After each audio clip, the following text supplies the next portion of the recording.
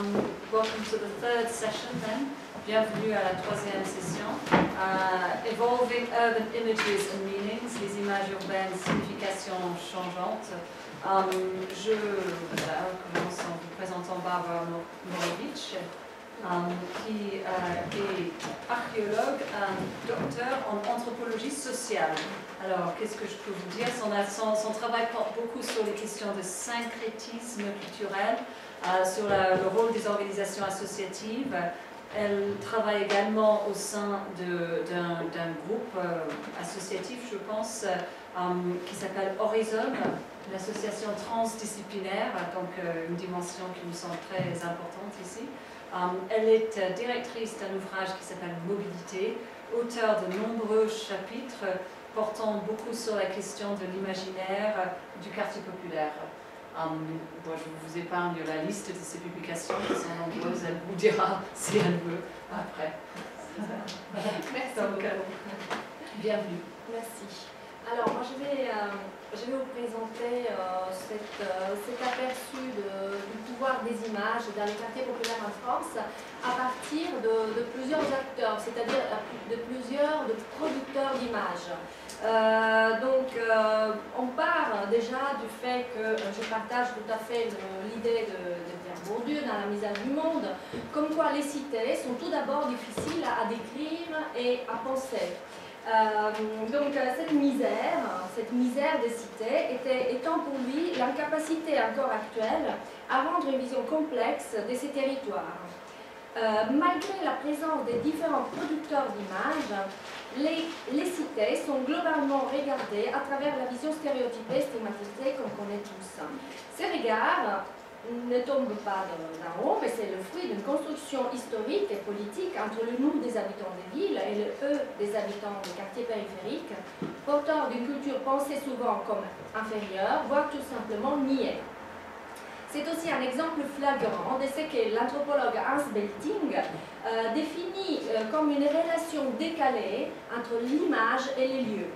Les quartiers populaires français font partie, à mon avis, de ce qu'il dit être des innombrables lieux qui nous ne connaissons qu'en image, de sorte qu'ils ont acquis pour nous une présence d'un autre type. Plutôt que d'aller voir des images dans des lieux déterminés, nous préférons aujourd'hui visiter des lieux en images. Mon intervention partira d'une analyse de la construction progressive de l'image négative d'un quartier populaire de Strasbourg. Ensuite, je chercherai à vous montrer comment des images de la rénovation urbaine tentent à impulser un changement.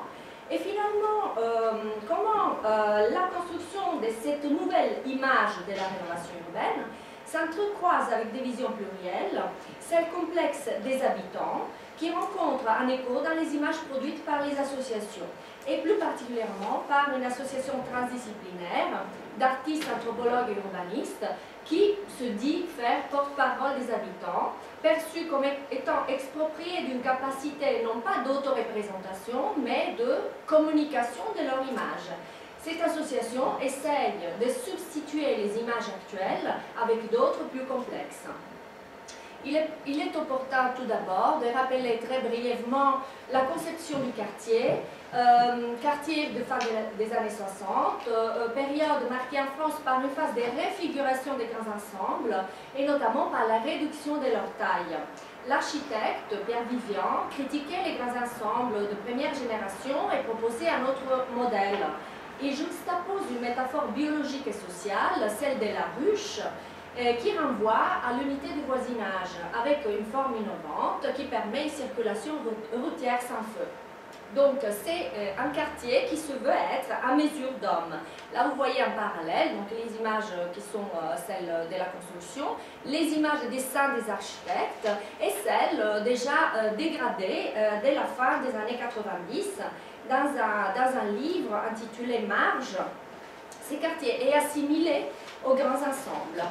Alors que la forme caractéristique du quartier, la maille piétonne et l'importance des espaces verts n'ont pas du tout modifié la perception que Haute-Pierre a progressivement générée. Et ceci pour vous dire à quel point je suis en décalage avec la vision souvent des architectes et des urbanistes que la forme urbaine est effectivement génératrice des comportements sociaux là, et d'images. En réalité, là, la forme urbaine, qui est une forme urbaine tout à fait d'espace vert, apaisé, piéton, finalement n'arrive pas à générer des images liées à celle-là. Mais finalement, c'est l'image qu'on reçoit et celle de la déviance, liée à des facteurs fortement médiatisés comme la jeunesse à manque de repères, la pauvreté, l'immigration, des images médiatiques favorisées par des analyses sociologiques qui ont insisté surtout sur des phénomènes de déviance.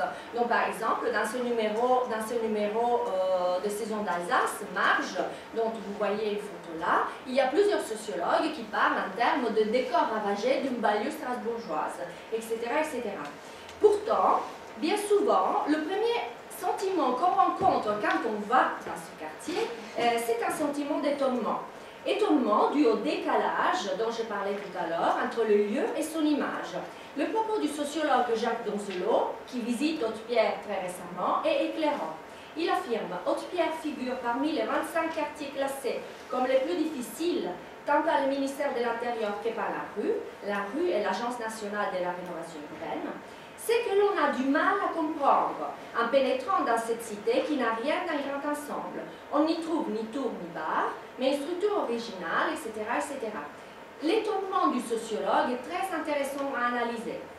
On a, il dit, du mal à comprendre pourquoi Haute-Pierre est classée difficile alors qu'il n'y a ni tour ni bar. On voit là aussi, de la part du sociologue, un certain déterminisme et un certain lien de causalité entre habitat et difficultés sociales. Le quartier est donc mis en avant surtout par les médias pour ces événements déviants. Et ceci a engendré une image très fortement pénalisante, avec bien évidemment la peur des bailleurs que Haute-Pierre puisse être vidée de ses habitants. Et donc aujourd'hui, un projet de rénovation urbaine, depuis les années 2000, essaye de changer cette image. Donc ce projet de rénovation urbaine, qui est d'ailleurs un projet qui passe à travers un changement de municipalité de droite à gauche, mais pourtant, malgré ces changements politiques, finalement, les discours que ce projet de rénovation urbaine porte est toujours le même. C'est-à-dire une valorisation globale et très acritique des principes de renouvellement urbain, qui coïncide avec une lecture sécuritaire des lieux et des personnes. C'est-à-dire une insistance sur les déviances et les difficultés et très peu de valorisation de l'existant.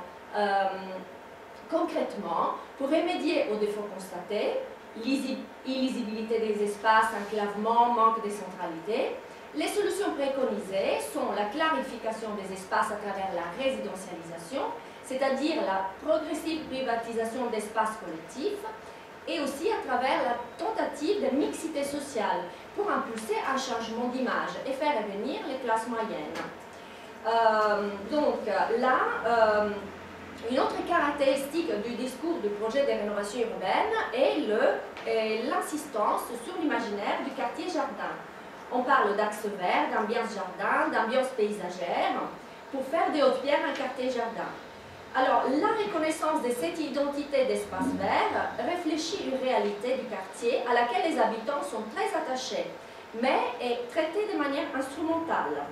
Aujourd'hui, on peut comparer à des images de la rénovation urbaine qui sont en haut, des images, je ne dirais pas de la réalité, mais je dirais des images prises par moi-même qui correspondent à ma aussi vision des choses et mon analyse critique de la rénovation urbaine. Donc en haut, vous voyez des espaces résidentialisés selon des concepts, voilà, tout à fait des circulations piétonnes et d'espaces verts. En bas, vous voyez la résidentialisation comme elle est en train de se mettre en place.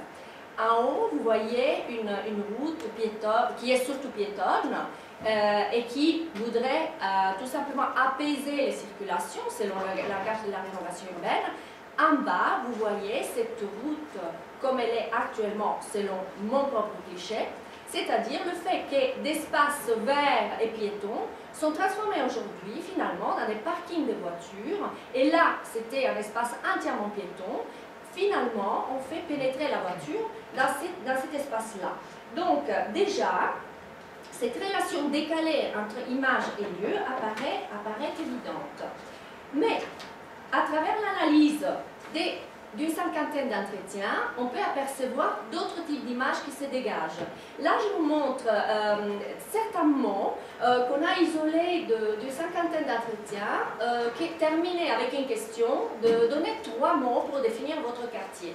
Alors, de manière générale, les images des habitants apparaissent comme des images extrêmement complexes. Sur les 112 mots récoltés, 29 sont négatifs et 83 sont positifs. Alors, parmi les mots négatifs, la question de la mauvaise image est présente à plusieurs reprises. Il est clair que cette vision complexe, cette vision riche et complexe des habitants représente la volonté de déiconiciser la déviance. Et donc, les habitants inscrivent leurs discours et leurs images dans des sous-ensembles qui renversent la perspective stigmatisante venant de l'extérieur et la substituent avec des contre-réalités. Donc, par exemple, l'image de la convivialité est opposée à la violence, la multiculturalité est opposée à l'image pénalisante de l'immigration, etc., etc.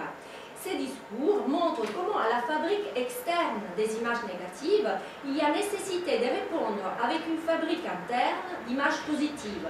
Autant de tentatives de révalorisation de soi à travers la création d'une région morale. Est-ce que ces images sont destinées à rester sans rebondissement?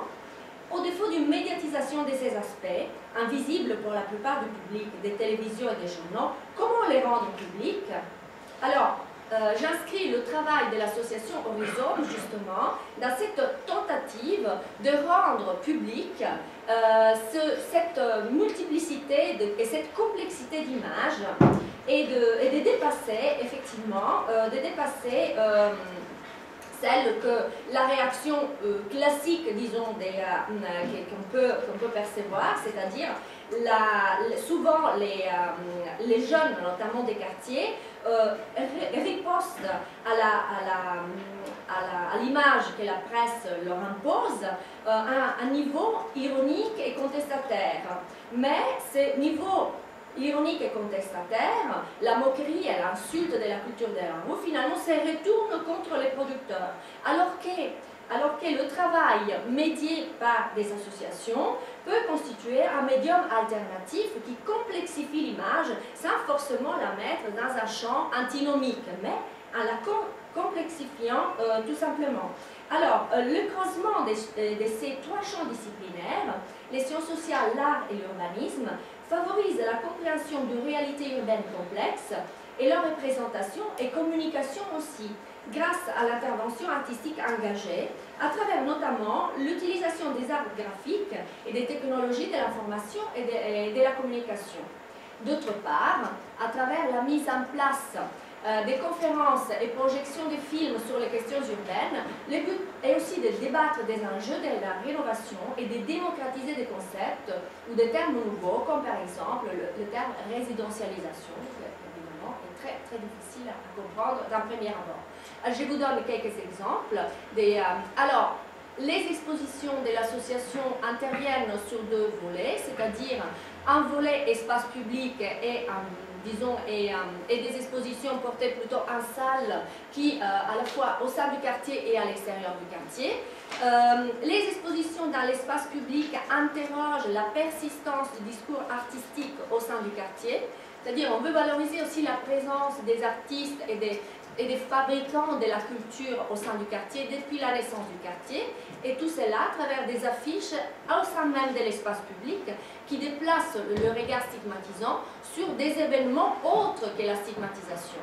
Ensuite, bien évidemment, tout ce qui est action dans l'espace public est particulièrement fort, parce que justement, au sein de l'espace public, c'est là que les acteurs peuvent se rencontrer et peuvent fabriquer ensemble des événements. Mais l'espace public est conçu de manière réelle et également virtuelle. À travers la production d'un site 3D du quartier de Haute-Pierre, on peut à la fois communiquer des événements et bien sûr les rendre interactifs avec les habitants. Et ensuite, voilà un autre exemple de comment la transdisciplinarité à travers des questionnaires anthropologiques et ensuite l'enregistrement des points de vue d'habitants rend cette complexité. Et pour arriver, bien évidemment, aussi à des projets en lien avec la rénovation urbaine, mais qui arrivent aussi à détourner le discours des rénovateurs à travers des interventions sensibles qui se servent justement de l'anthropologie comme base pour mettre en place des projets parallèles à ce type de projet-là. Donc on a à la fois des projets plus politiquement corrects et d'autres qui ne le sont pas du tout. Donc, en conclusion, la nécessité de multiplier les points de vue et les fabriques du regard est impérative au sein des quartiers populaires. À travers ces quelques exemples, il apparaît que le rôle de certains médiateurs d'images associatives a une importance cruciale et une importance de plus en plus forte aujourd'hui. Cette importance nous invite d'autre part à nous poser la question de la manière dont ces discours peuvent être manipulés et détournés par les discours politiques, toujours en quête d'images valorisantes. Les habitants des quartiers périphériques sont vus par les pouvoirs politiques souvent comme une antinomie à leurs décisions, dont trop de valorisation de leurs paroles de la part d'associations qui se revendiquent ouvertement du côté des habitants peut engendrer des problèmes. En effet, au sein du projet de rénovation de Haute-Pierre, les associations ont été considérées comme des partenaires et des relais, mais surtout des relais d'information top-down, alors qu'elles ont demandé depuis le début, pas seulement l'association Rhizome, mais toutes les associations du quartier, à être des relais bottom-up. Et ça n'a pas été possible. Pourtant, l'association Rhizome a contrasté ouvertement certaines positions des acteurs politiques à travers la production d'images qui dévalorisaient la rénovation elle-même. La composition de ses membres, souvent non résidents au sein du quartier et appartenant à une classe moyenne et ayant des professions solides, a fait que cette association a pu agir avec une liberté majeure par rapport aux enjeux micro-locaux des résidents du quartier. Mais d'autre part, le type de financement public met constamment ce type de structure en péril. Voilà, je vous remercie pour votre attention.